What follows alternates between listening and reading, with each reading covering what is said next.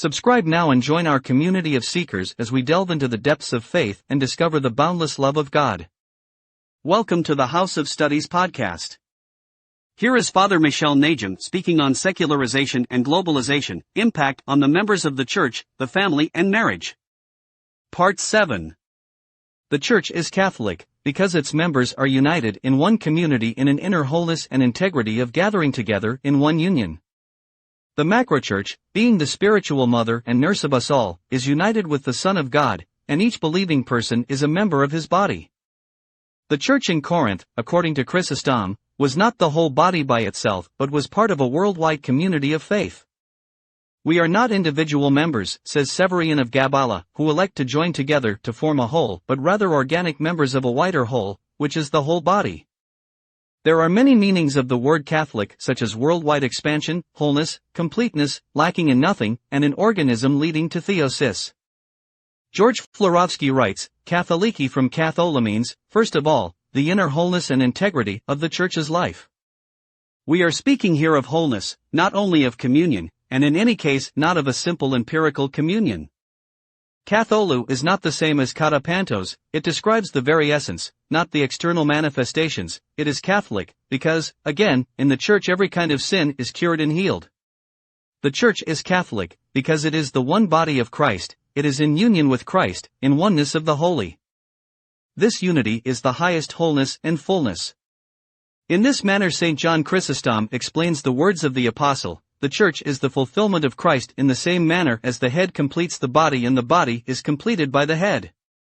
Thus, we understand why the Apostle sees that Christ, as the head, needs all his members. Because if many of us were not, one hand, one foot, one yet another member, his body would not be complete. Thus, his body is formed of all the members. This means that the head will be complete only when the body is perfect. He himself is complete but not yet has he drawn mankind to himself in final completeness. It is only gradually that mankind enters into communion with him and so gives a new fullness to his work, which thereby attains its full accomplishment. In the Church the fullness of God's communion with humanity is achieved. He unites us in himself and he brings together individually the members, making them akin to each other, recapitulating the whole of humanity in himself. The Church is indeed the fullness of him who fills all in all.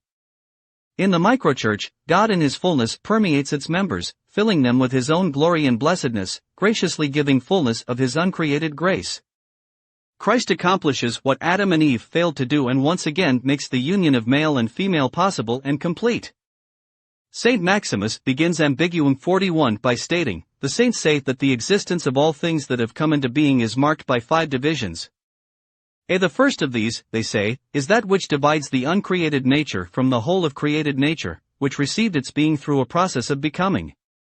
The second is that according to the totality of nature, which received its being through creation by God, is divided into the intelligible and the sensible. The third is that according to its sensible nature is divided into heaven and earth. The fourth is that according to which the earth is divided into paradise and the inhabited world.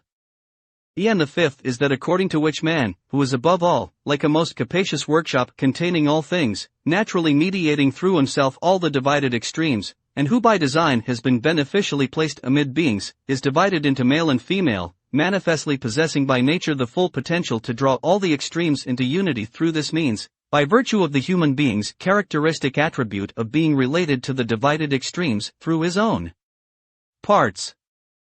Through the microchurch husband and wife are called to achieve within themselves and manifest the great mystery of the Catholicity of the Church.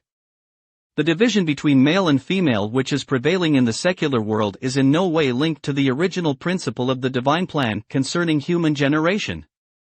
Christ unites all of male and female of all in himself through removal of the division and separation between them.